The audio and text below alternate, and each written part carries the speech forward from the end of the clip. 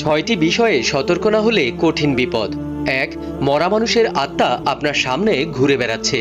এমন কিছু দেখলে ভয় পাবেন না, আয়াতুল কুরসি পড়বেন, কারণ জিনেরা মৃত মানুষের ছদ্মবেশ নিয়ে ঘুরে বেড়ায়।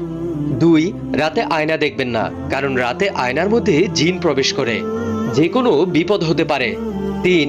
যদি রাতে আপনি মিষ্টি জাতীয় কোনো কিছু খান, পিঠা অথবা মিষ্টি, তাহলে বিড়াল অথবা সাপ যদি আপনার সামনে পড়ে তাদেরকে কিছু একটা অংশ দিন, কারণ জিন বিড়াল এবং সাপের রূপ ধারণ করতে পারে।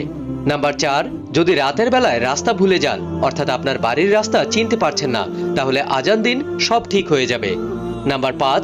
রাতের বেলায় চিত হয়ে ঘুমাবেন না। এক প্রকার ভুয়া জিন রাতের বেলায় চিত হয়ে শুয়ে থাকা ব্যক্তিকে চেপে ধরে।